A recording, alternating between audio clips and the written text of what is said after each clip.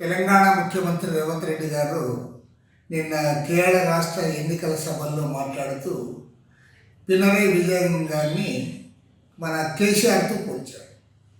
అసలు మరి ఎందుకు పోల్చాడు? నువ్వు ఎలక్షన్లు, ఓట్లు, సీట్లు కావాలన్నప్పుడు ఏదైనా మాట్లాడచ్చు అని చెప్పి రేవంత్ రెడ్డి గారు మాట్లాడేటువంటి. వాస్తవానికి భారతదేశంలోనే మొట్టమొదటిసారి 100% లిటరసీ సాధించిన ఏకైక రాష్ట్రం కేరళ రాష్ట్రం. పైగా ఇప్పుడు డిగ్రీ వరకు కూడా ఉచిత విద్య వారు కొనసాగిస్తారు.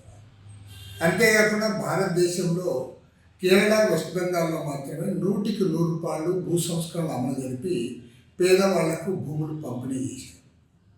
అంతేకాకుండా ఇటీవల పినరయి విజయన్ ప్రభుత్వం మన భారతదేశంలో ఎక్కడా లేనట్టుగా మన నవంబర్ 1వ తేదీ నాడు వాళ్ళు ఈవెన్ అసెంబ్లీలోనే ప్రకటించారు.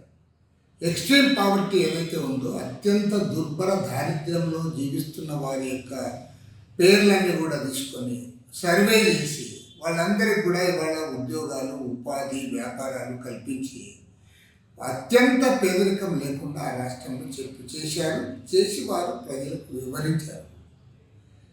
మరి అంతేగా ఈరోజు ఇంకా ఘనంగా చెప్పుకోగలరు. ఈవెన్ కరప్షన్ చూస్తూ ఉన్నాం తెలంగాణలో, ఆంధ్రాలో, కర్ణాటకలో, అనేక రాష్ట్రాలు. మీరు ఈవెన్ మీ కాంగ్రెస్ అధికారం ఉండే రాష్ట్రాల్లో కూడా విపరీతంగా కరప్షన్ ఉంది. కానీ భారతదేశంలోనే అతి తక్కువ కరప్షన్ ఉన్న రాష్ట్రం, అవినీతి తక్కువగా ఉన్న రాష్ట్రము అది కేరళ రాష్ట్రం. గతంలో ఏ గవర్నమెంట్ ఉన్నా అక్కడ అవినీతి తక్కువగా ఉంది.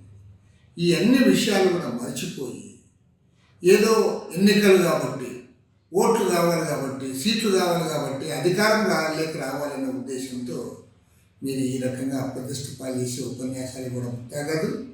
కేసీఆర్తో పినరయి విజయన్ పోల్చడాన్ని ఖండిస్తున్నాను. రేవంత్ రెడ్డి గారు తన వ్యాఖ్యలు ఉపసంహరించుకోవాలని చెప్పి సిపిఐ తరఫున డిమాండ్ చేస్తున్నారు.